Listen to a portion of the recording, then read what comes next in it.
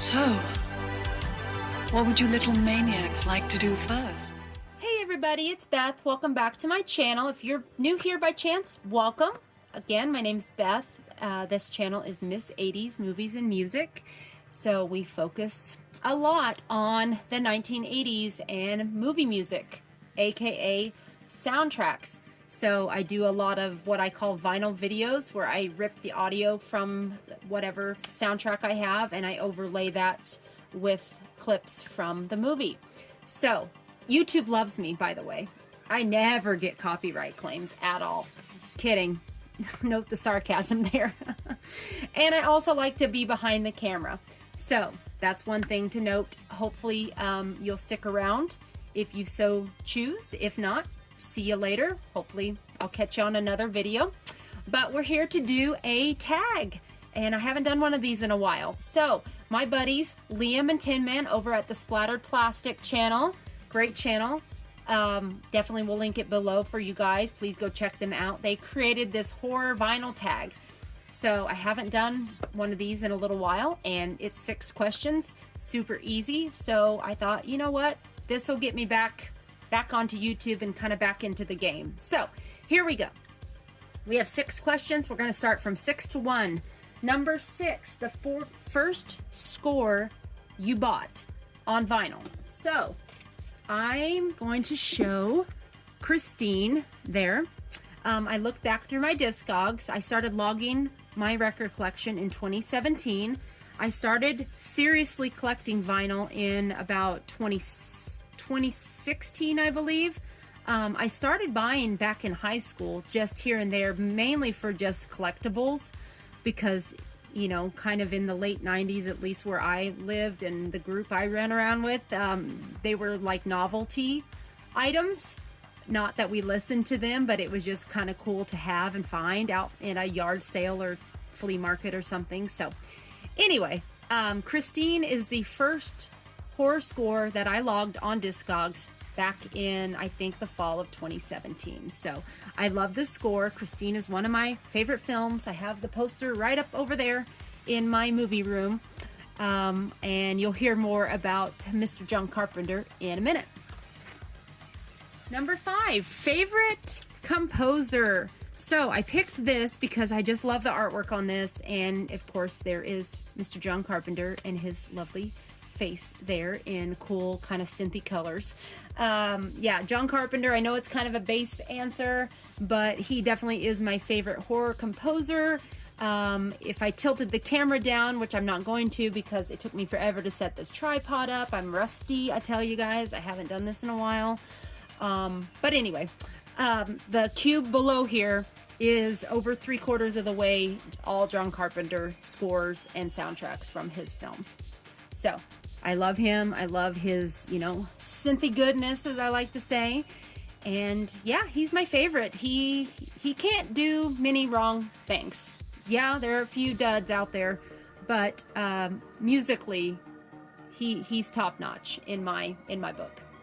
Number 4, favorite record label. So this one is one that I don't hear a lot of people talking about that I wanted to share some love towards. So this is 1984 Publishing. I have 3 or 4 of their horror releases, and then I have, I think, a couple other in my typical soundtrack section. So they started out as a publishing company and put out different books on different genres, you know, all about like horror vinyl, posters. I know they've done a book about like newspaper, movie, print from back in the day, different things like that, Weird Al books, different things, and they've been dabbling in the vinyl world. So there's quite a few releases that they have put out. I own, like I said, I have a few horror releases of theirs. This in particular is the score to the Scream Queen documentary about Mark Patton from Nightmare 2. And this is a great little, if you like synth, you would like this score. Definitely check out the documentary because it's worth checking out as well. But the music of it, it's wonderful.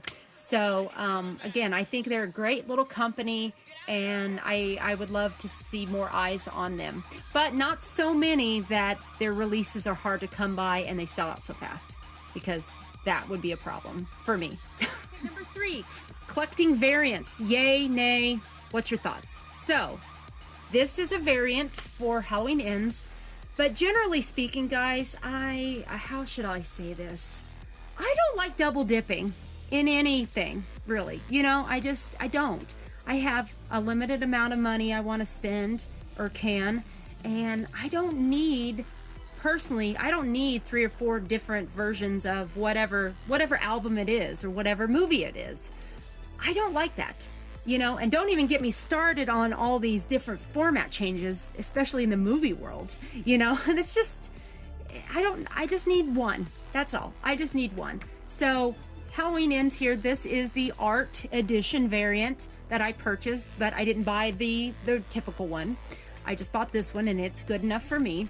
So yeah, generally speaking, anymore, I think earlier in my collecting days, I bought variants to keep up with the Joneses. Number 1, I admit that. And number 2, you know, because it was cool, or ooh, I like that colorway different, you know. But calmer heads have prevailed, and my budget has decreased. So the variants go bye-bye. So I pick one and I'm done. Number 2, a rare score in your collection. So how do you guys define rare? Okay, that can go every which direction, am I right? So what I did is I looked through Discogs and I looked through all my horror vinyl that I have, and I kind of went through and looked at the ratio of people that have it compared to the people that want it. Okay, so this particular pressing of The Fog that I have here, which is an original OG Rarest Airband, still in the shrink, that was gifted to me by my dear friend. According to Discogs, there's like 200 people that have it and over 800 people that want it. So that ratio was pretty, you know, top heavy towards the want over the who has it. So yeah, I could show The Shining, I could show an original Halloween, but those were kind of even keeled on who has and who wants. So okay, so to me, I get analytical, I apologize. But that's how I determined, you know, what was kind of rare, I guess you could say. So okay, last question, number 1, a score that you are currently or have listened to recently. So I'm picking Color Out of Space here because this is the last horror score, horror-ish, I know it's kind of sci-fi too, but horror score that I have listened to. And full transparency here, you guys, and I know this is blasphemy, but I've been taking a little break from horror lately. I've been definitely spinning all my other soundtracks and other genres of music I have. I just needed a break after October. October kicked my butt, I'll say that much, and kind of burnt me out of horror for the time being. Still a fan, still love it, but just being flat out honest with you guys, I haven't spun much horror in the past few months. So this was definitely the last thing that I have spun and listened to. So if you like, if you haven't seen this film, definitely check it out. If you like H.P. Lovecraft, weird, wild, sci-fi, you know, alien, beautiful color film, Nicolas Cage, Crazy Cage, not quite that crazy, but you know, Cage is in it.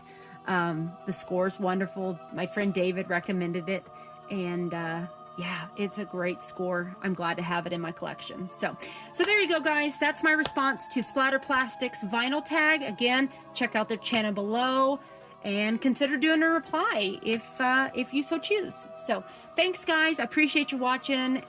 Normal videos will be resuming soon when I get my laptop fixed. So I've been kind of on the down low for a while because of that, but I took it to a shop and hopefully it'll get fixed very soon. So thank you guys so much for watching. I appreciate you all. Take care. Have a great day. Be excellent to each other, and we will talk to you soon. Bye-bye.